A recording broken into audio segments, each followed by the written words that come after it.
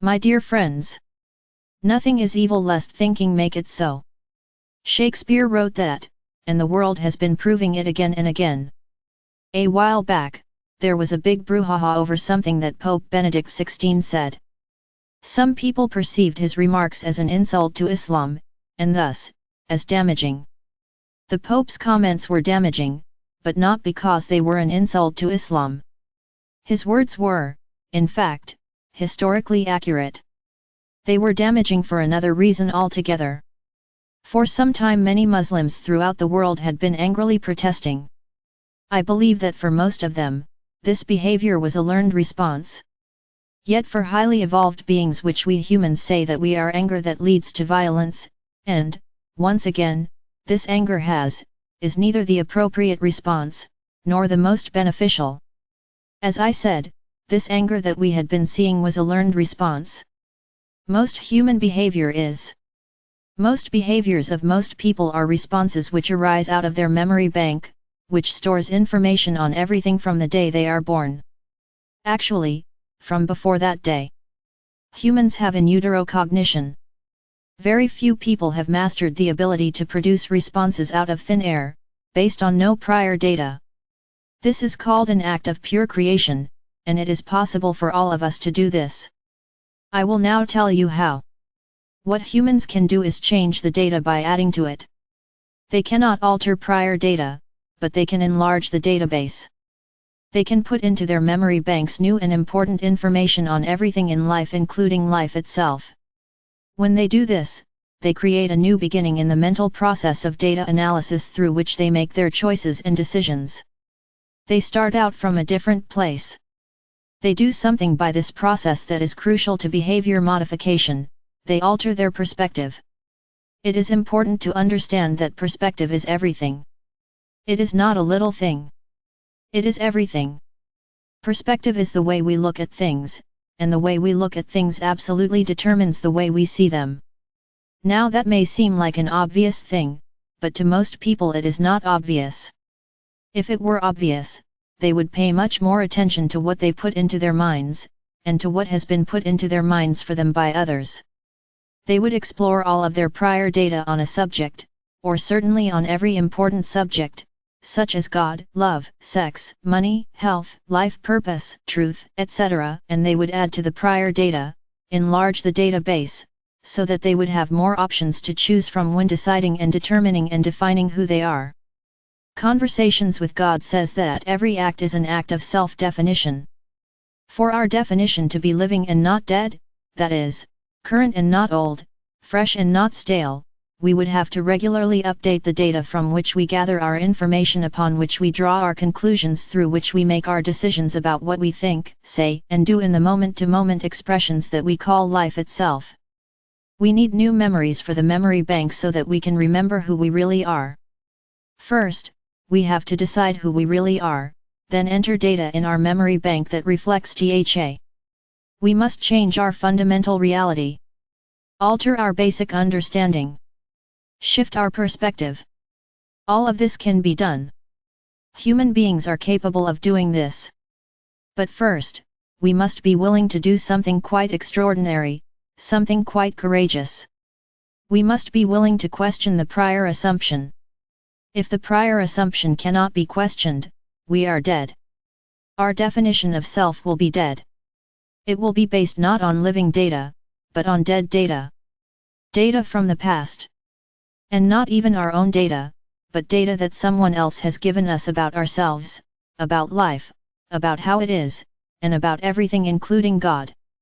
For us to fully evolve as a species, we must let go of that which is dead. We must allow ourselves to be born again.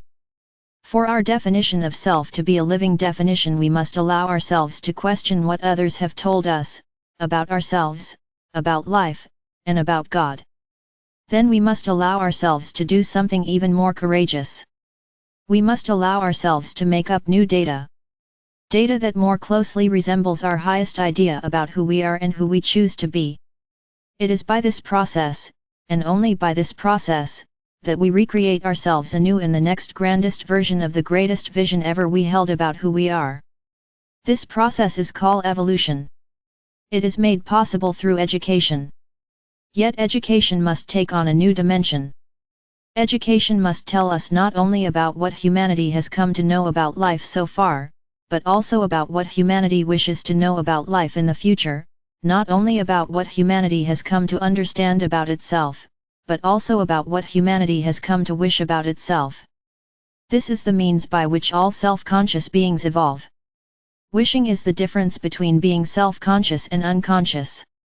It is what differentiates self-conscious beings from life forms which are not consciously aware of themselves as creators of their next experienced reality. I want you to understand that. I want you to bring that into your awareness and let it rest there a while before you go on to the next idea. Please look at that key statement again. Read it aloud, if that helps you. Bring it in. Roll it around. Work with it. I'll repeat it here for you. What I said was, wishing is the difference between being self-conscious and unconscious. It is what differentiates self-conscious beings from life forms which are not consciously aware of themselves as creators of their next experienced reality. The ability of the human species to evolve further from where it is at right now is firmly based in our ability, and our willingness, to add to the data in our memory banks by making data up. In other words, unconscious beings, less evolved life forms, evolve through the assimilation of data about that which is observed and experienced. Conscious beings, on the other hand, evolve through the creation of data about that which is desired. Assimilation, creation. There is an enormous difference. That difference marks a quantum leap in the evolutionary process. Highly evolved beings, HEBs, are beings who decide to, quite literally, remember new things. If we wish to become HEBs, we must remember what we have never known. Our definition of self must emerge not from what we have known, but from what we choose. This is the next step in the evolution of humanity. Individually and collectively, this is our next step. Our definition of self must emerge not from what we have known, but from what we choose. A while back, the Pope violated this protocol. He abandoned this formula. That is why he created such dismay among those in the world who deeply understand what happened here. His ill-chosen remarks about Islam jarred the process of humanity's evolution. And that is why it was appropriate for him to apologize. Not because what he said was inaccurate, but because it was outdated. It had nothing to do with tomorrow. It had nothing to do with what we choose, and everything to do with what we chose.